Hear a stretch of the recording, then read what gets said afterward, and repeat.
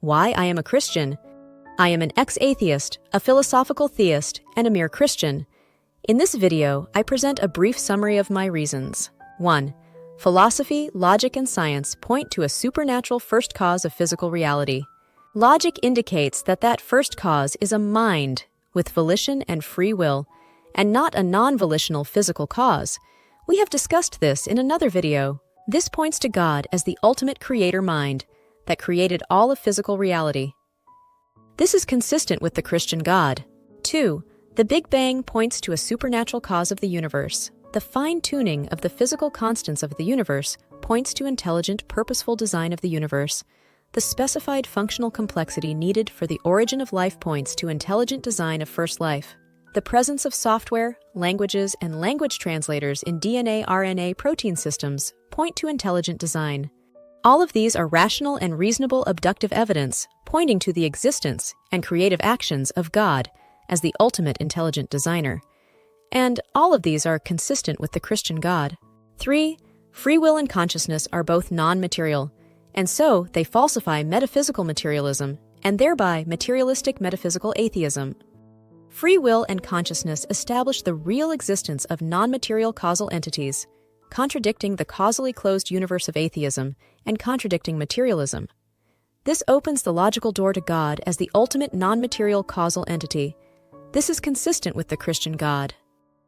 4. Millions of otherwise sane and credible individuals have had experiences that they understood to be supernatural.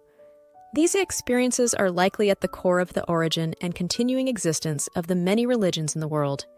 The existence of the supernatural is consistent with Christianity and the existence of the Christian God and of spiritual beings that He created. 5. All polytheistic religions point to one highest God, the ultimate creator, and so do all monotheistic religions. This is consistent with the Christian God. The Jewish scriptures, Tanakh, point to Jesus as Messiah. The Muslim scripture, Quran, points to Jesus as the Messiah and to the Injil, New Testament, to learn more about Jesus. So these point to the Christian God. 6. The New Testament presents Jesus as God in human form, who came to earth, taught, did miracles, died on the cross, and was resurrected from death, confirming His message. This is the core of the Christian message and the core of the Christian God. 7.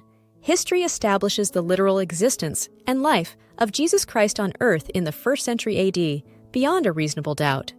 This includes confirmation by early non-Christian writers, including a Jewish historian, a Roman governor, and other non-Christian writers and political leaders. We have discussed these in other videos. 8. The literal resurrection of Jesus Christ is logically possible in both theism and in atheism. We have discussed this in another video. 9. The literal resurrection of Jesus Christ is a reasonable abductive inference based on the historical evidence. History records many independent eyewitnesses of the resurrected Jesus, and many independent writers documenting the resurrection. We have discussed these in other videos. So, the literal resurrection of Jesus Christ is a reasonable abductive inference based on the historical evidence. 10. Of all the religions, the Christian God provides the only reasonable acceptance of responsibility for, permitting, all of the pain, suffering, evil that exist on earth, and His choosing to accept the justice of His, God's, suffering the worst pain, emotional and physical, that we would ever experience on earth. I find that to be the only satisfactory meeting of any reasonable and ultimate sense of justice, for God bearing ultimate responsibility for permitting pain, suffering on earth. This is consistent with the Christian God being true. 11.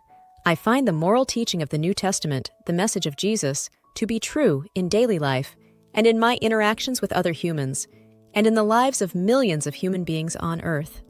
This is consistent with the Christian God being true. 12. I find that the teachings of the parables of the New Testament are true, e.g., the parable of the prodigal son, the parable of the sower, etc., in my life and in that of millions of Christians. This is consistent with the Christian God being true. 13. I find that the lessons of the Old Testament life narratives of various individuals like Job, King David, Abraham, Isaac, are true in various aspects of my life and in the lives of millions of Christians. This is consistent with the Christian God being true.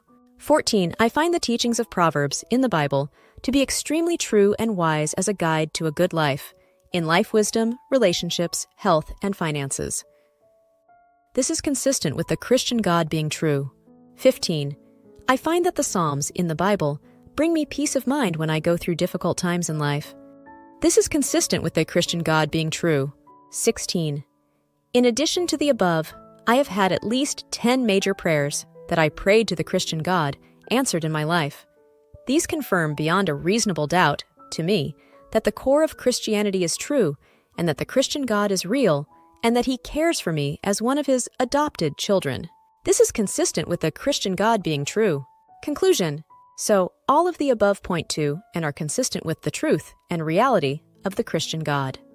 This is why I find the core of Christianity to be true. And that is why I am a Christian, an ex-atheist, a philosophical theist, and a mere Christian. Thanks for watching. Please like, share, and subscribe.